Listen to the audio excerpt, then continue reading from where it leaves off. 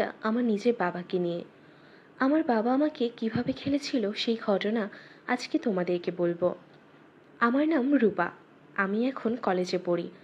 আমার body figure দেখলে যে কোনো পুরুষের খেলোয়াড় দাঁড়িয়ে যাবে খেলার জন্য। আর এমনিতেই আমি একটু মডার্নভাবে চলাফেরা করি, মানে একটু শর্ট কাপড় পরতে পছন্দ করি। আর তার জন্য আমার আপেলের সাইজ সব কিছু ভালোভাবে বোঝা যায়।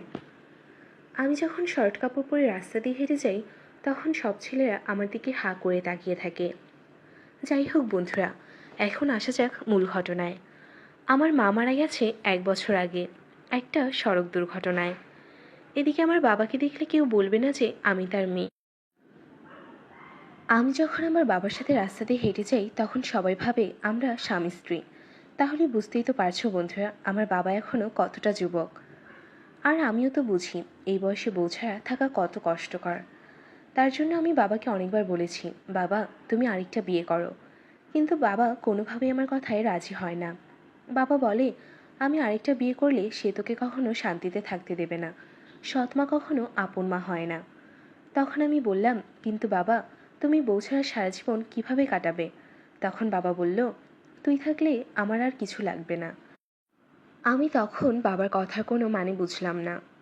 তারপর এইভাবেই আরও কিছুদিন পার হয়ে গেল। এদিকে আমি একটু নিজের কথা বলি। আমার অধিকাংশ বান্ধবীর বয়ফ্রেন্ড আছে। আর তোমরা তো জানো বন্ধুরা, এখনকার প্রেম মানে আগে খেলাধুলা করা। তাই আমার সব বান্ধবীদের অলরেডি তলা ফাটা, কারণ তারা সবাই নিয়মিত খেলাধুলা করে। কিন্তু আমি এখনও কারোর সাথে খেলাধুলা করিনি।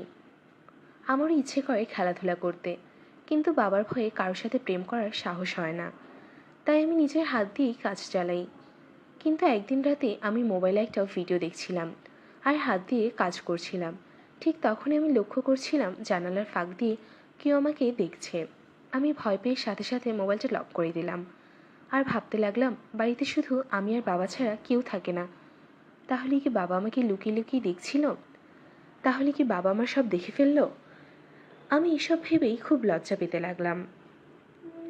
তারপর আমি ঘুমিয়ে পড়লাম। সকালে ঘুম থেকে উঠে বাবার মধ্যে কোনো পরিবর্তন দেখলাম না। তারপর আমি কলেজের উদ্দেশ্যে বাড়ি থেকে রওনা দিলাম। রাস্তায় আমার এক বান্ধবীর সাথে দেখা হলো। তার নাম সুমি। সে আমার সবথেকে কাছের বান্ধবী। তার সাথে নানা ধরনের গল্প করতে করতে কলেজে যাচ্ছি। এমন সময় সুমি আমায় বলল, তোকে একটা কথা বলতাম, তুই যদি কিছু মনে না করিস। তখন আমি বললাম, কি বলবি বলতো, আমি কিছু মনে করব না। তারপর সে বলল, কথাটা তোর বাবাকে নিয়ে। তখন আমার মনে আরও বেশি কৌতূহল জাগলো। আমি বললাম, এত ঠং না দেখেই বলতো কি বলবি। তখন সুমি বলল, আমাদের বাসার পাশে একটা আবাসিক হোটেল আছে জানিস? তখন আমি বললাম, আবাসিক হোটেল আছে তা জানি, তো তাতে কি হয়েছে?